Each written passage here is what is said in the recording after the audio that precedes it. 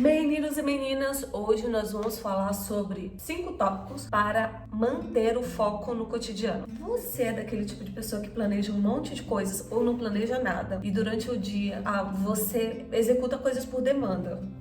Surge um e-mail para responder, você responde, alguém te convida para tomar um café, você vai, e alguém liga e você atende, e você tenta fazer tudo ao mesmo tempo e no final do dia, não fez quase nada. Na verdade, fez muito e não fez, né? Fez muito do que não deveria ser feito e pouco do que realmente deveria ser feito para aquele dia. Então, nós vamos falar sobre 5 tópicos para manter o foco no cotidiano. Não é um foco a longo prazo, mas são coisas que você precisa fazer no dia a dia. E isso requer um planejamento curto, né? Um planejamento do dia anterior ou no próprio dia pela manhã você anotar. O que nos leva ao primeiro ponto, que é anotar aquilo que precisa ser feito durante o dia. Tadã! Parece tão óbvio, né? Mas a gente não anota. Então, como a gente não anota, a gente não tem noção do que precisa ser feito. Anotar é importante porque você vai ter ali o roteirinho de coisas que precisam ser feitas naquele dia. Como você pode fazer? No dia anterior, você já tem noção de uma demanda que você vai ter no dia seguinte. Responder fulano, ligar para ciclano, fazer tal compra, comprar alguma coisa para casa. Então, você anota tudo isso. Uma saladona ali, tudo misturado das atividades. Segundo ponto, eleger 3 prioridades para aquele dia. Coisas que não podem deixar de ser feitas naquele dia. Tem coisas que dá para fazer no outro dia, tipo comprar alguma coisa para casa, se você não vai fazer uma receita, comprar um presente, um cartão. Se você tem prazo, tem coisas que dá para fazer no outro dia, mas tem coisas que não dá, tipo responder aquele cliente para um agendamento, sei lá, ligar para dar um retorno sobre uma consulta médica, alguma coisa do tipo. Então eleja 3 prioridades, coisas que precisam ser feitas. Isso vai fazer com que você distingua atividades de ocupação e atividades de produção. A de produção envolve um resultado e normalmente é algo que vai te trazer outra coisa. Ou vai te trazer um benefício, vai te trazer recursos, vai te trazer uma conexão nova. Isso são atividades de produção.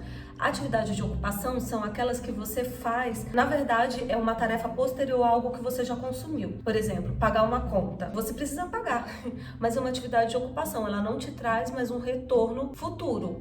Você já consumiu aquilo. Eu acho que o meu exemplo seria um pagar contas e também eu considero fazer compras. Fazer compras é uma coisa que você vai precisar fazer sempre, mas não necessariamente vai te trazer um retorno. Então, distingua muito bem isso. Quanto do meu tempo eu estou investindo em atividade de produção, que é algo que gera resultado e que eu tô focada, e o quanto eu estou ocupada. Você pode passar o dia inteiro fazendo muitas coisas e no final do mês falar: caramba, não bati minhas metas, não fiz os contatos que precisava, não fiz o número de vendas que eu precisava para esse mês, mas eu trabalhei o mês inteiro. E você pode ter trabalhado em atividades de ocupação, que são aquelas que não trazem retorno. Muito bem, vamos para o tópico 3. Estabeleça horário e para execução das coisas. O que acontece? A gente vai lá, anota uma salada de coisas, mistura atividades de produção com ocupação. Depois disso a gente elege 3 prioridades. Mas a gente não põe um alarmezinho dizendo que horas nós deveríamos estar fazendo essas prioridades. Ou seja, o dia também nos consome, a correria nos leva para todo lado e no final das contas a gente não fez as atividades porque não tinha um horário estabelecido para ela. E sabe o que é legal dessa questão de manter o foco? Por exemplo, a gente tem uma câmera aqui, né? Quando eu aponto a câmera para um lugar, eu só consigo mirar em um ponto. Eu não consigo, né, pegar 2 pontos, mesmo que ela seja panorâmica, que ela consiga ter uma abertura, né? Ela consiga pegar bastante coisa. Eu só consigo apontar para um lugar. Então, quando eu aponto para um lugar, eu só consigo ver um ponto e ir numa direção. Isso nos leva ao 4º ponto. No 4º ponto faça uma coisa por vez. Então uma coisa. Gente, eu falo de conhecimento de causa, aquela pessoa que tenta fazer milhões de coisas ao mesmo tempo. Mas se você tá respondendo e-mail, responda o e-mail. Se o WhatsApp tocou, não responde. Espera.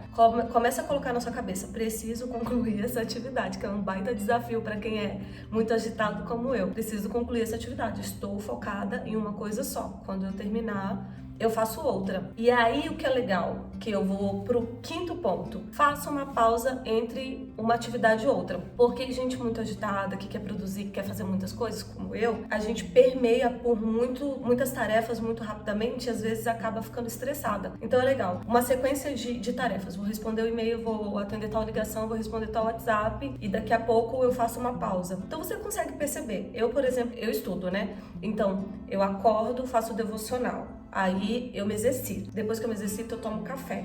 Aí eu faço essa pausa do café, que é o meu tempo à mesa. Depois disso, eu não sei se eu tiver aula, normalmente vou fazer aula, ou vou gravar conteúdo, ou vou escrever conteúdo. Então eu faço uma pausa entre pelo menos 2 grupos de tarefas, e aí eu faço uma pausa um pouco maior quando eu vou entrar no meu outro exercício, que é a consultoria de imóveis. E aí eu já tento focar minha mente para aquela única atividade, manter naquilo, que é muito importante e às vezes é super difícil porque eu tô super pensando nas coisas que eu estava fazendo. Mas, gente, por hoje é só. Se você tem dificuldade e percebeu que esse vídeo foi super relevante pra você, foi legal, as dicas são interessantes, já fica a dica, é simples, mas não é tão fácil, porque requer muito exercício, mas só não desiste, continua fazendo, que é o que eu tô fazendo. Se você gostou, compartilha esse vídeo, curte, deixa um comentário aí pra mim, vamos nos conectar e me deixa saber o que você mais gostou das dicas que eu dei aqui hoje, tá bom? Beijo, beijo!